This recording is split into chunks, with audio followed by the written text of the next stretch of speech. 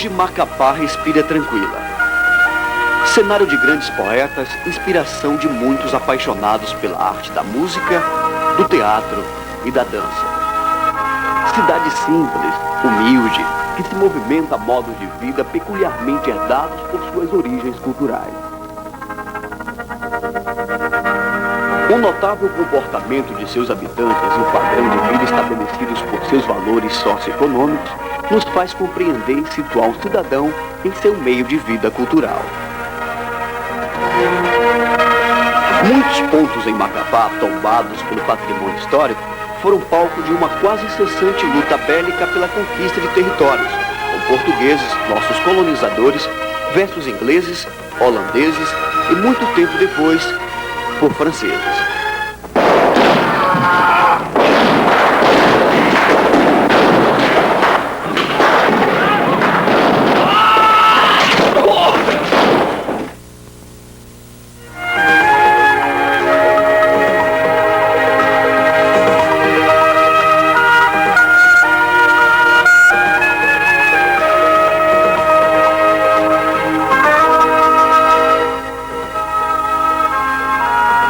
Para uma melhor compreensão, se faz necessário mergulhar nas profundezas do passado de nosso povo e resgatar os acontecimentos históricos e culturais do século XVII, na evolução e solidificação de nossas próprias raízes. Um desses pontos tombados pelo patrimônio histórico é a fortaleza de São José de Macapá. Aqui abrem-se as portas de nossa história há 214 anos atrás.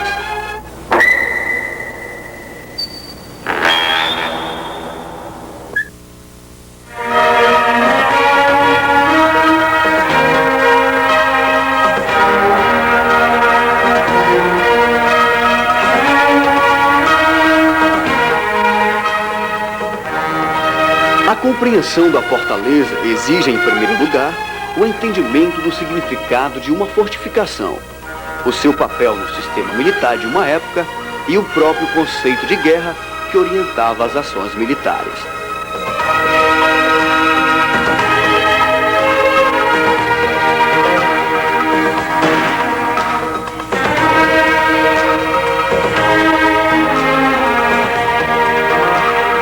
Francisco Xavier de Mendonça Furtado, ao visitar a vila de Macapá em março de 1752, na qualidade de governador do estado do Grão-Pará e Maranhão, promoveu uma análise topográfica da localização e decidiu a fortificação ser aí instalada.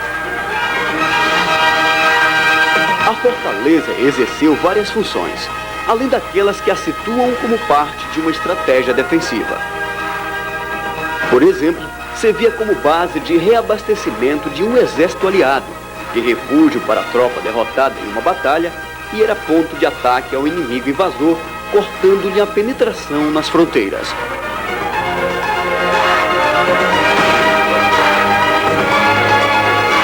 Os portugueses lançaram-se como protagonistas na conquista de terras no Brasil.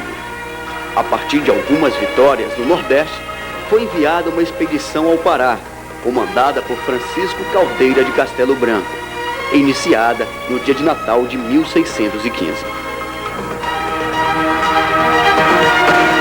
Essa expedição, conhecida como Jornada do Grão-Pará em Rio das Amazonas, culminaria com a construção de um forte de madeira e o estabelecimento da cidade de Santa Maria de Belém.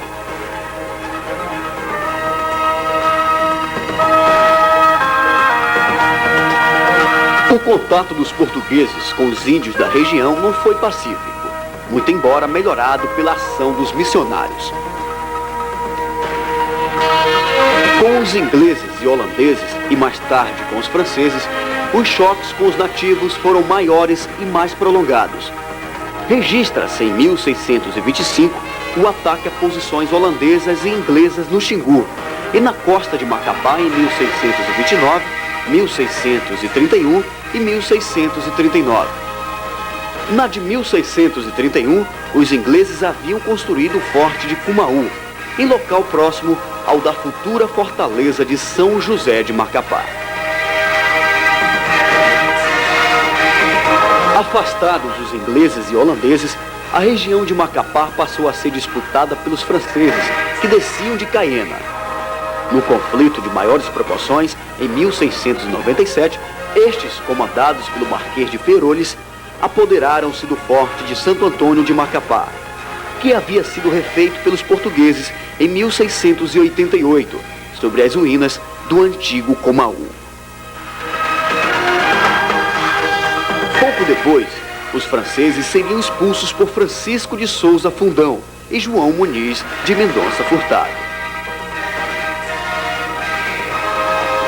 Em 1740, apareceu o primeiro projeto do Forte de São José de Macapá, que foi feito por um discípulo da Academia Militar, Manuel Luiz Alves, sob a assistência do então sargento-mor de batalha e engenheiro-mor do reino, Manuel de Azevedo Fortes. Neste mesmo ano de 1740, atendendo às solicitações do Conselho Ultramarino, Dom João V ordena a construção de um forte de faxina e terra, no local do reduto precedente, enviando para o mesmo o já referido projeto de fortificação. O projeto, no entanto, não foi construído por falta de recursos. Nos fins de setembro de 1751, Francisco Xavier de Mendonça Furtado outra vez retorna a Belém e envia uma nova expedição sob o comando de João Batista do Livramento, para fundar a nova povoação e a fortaleza de Macapá. Apesar do grande empenho de Mendonça Furtado, não lhe foi possível dar início ao projeto.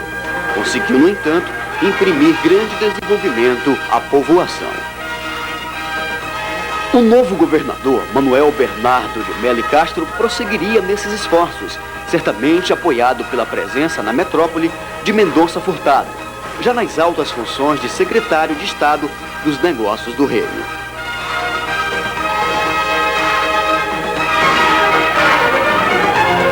Indo em Macapá em 6 de março de 1761, para a bênção e inauguração da Igreja Nova, sentiu claramente a necessidade de melhoria das condições de defesa do local, diante da ameaça sempre presente de uma invasão dos franceses de Caiena.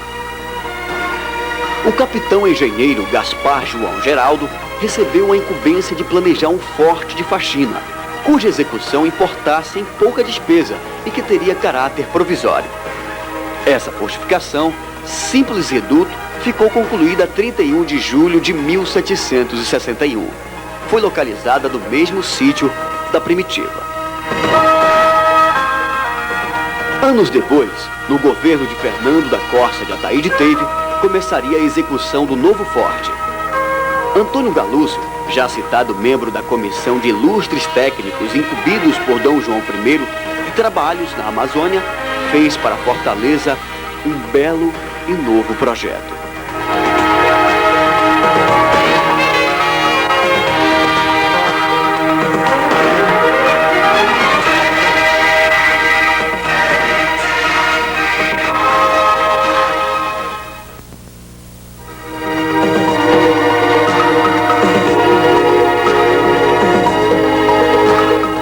Pelas notícias que se tem, tudo indica que os projetos para a fortificação não foram cessantes.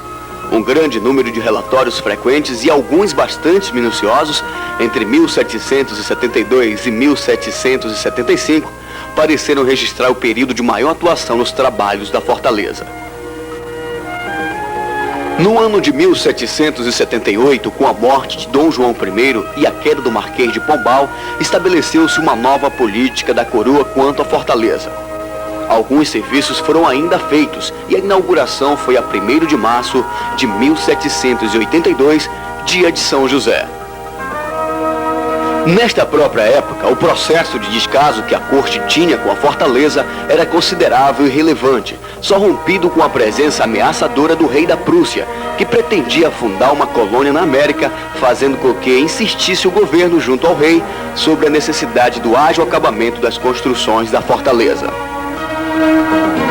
Pela falta de análises geográficas e topográficas da área, depois essa obra se tornaria excessivamente dispendiosa.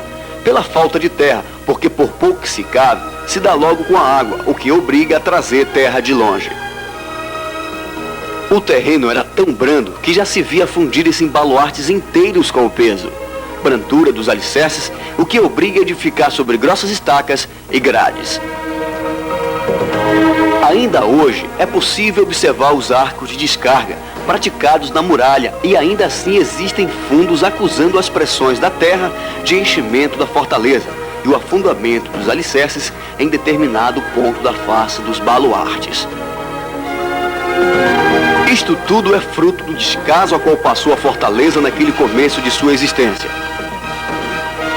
Em 1805, é feito o levantamento da fortaleza para comparar o estado em que se encontrava com o aspecto a que teria 28 de março de 1773, registrado em planta naquele ano.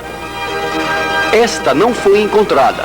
A de 1805, no entanto, mostra o completo desaparecimento das obras exteriores que se estendiam diante dos baluartes de São José e Conceição. Ficou clara a ideia de que Macapá desenvolveu-se por seu ponto estratégico e, assim sendo, a fortificação da praça foi sempre o principal objetivo. Em 22 de março de 1950, foi realizado o tombamento deste patrimônio histórico pelo Instituto do Patrimônio Histórico Nacional.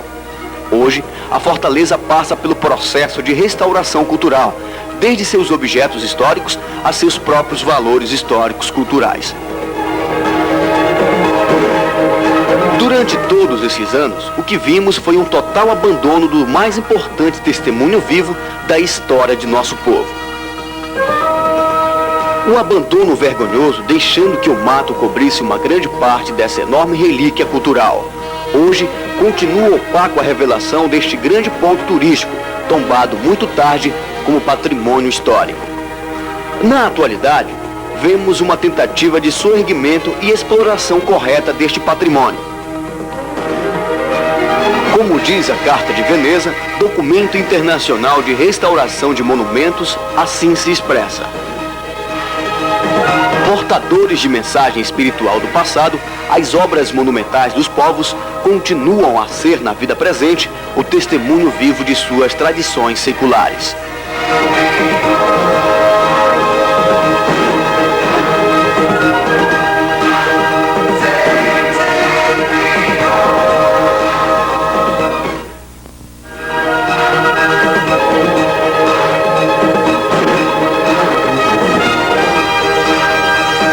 Nos sensibilizamos quando imaginamos escravos negros trazendo grandes e pesados pedaços de rocha para a construção estrutural da fortaleza.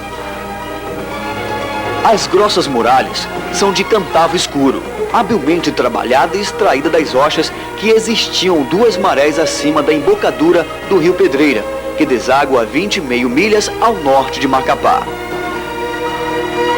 Esta fortaleza é o gradado de fortificação rasante, elevado a 20 pés acima do nível das águas, composta de terra vermelha e argila branca, mistura que os naturais chamam de cure.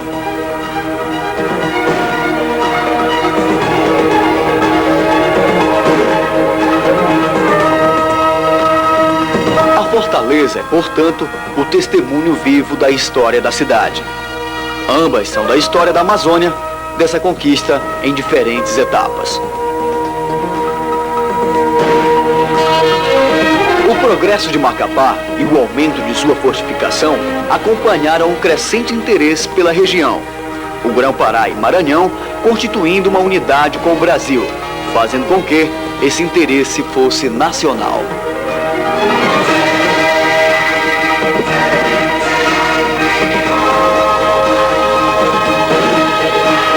Como conclusão a essa etapa, cabemos transmitir a convicção reafirmada pela pesquisa feita da inequívoca realidade do trabalho de restauração da fortaleza de São José de Macapá. Não somente do seu ponto de vista estrutural, e sim de seus valores significantemente históricos. Desejamos a solidificação original da época de nossas origens na construção de nosso próprio sustento cultural. É preciso que haja a valorização deste monumento para que nunca fique abandonado à margem de nossa história.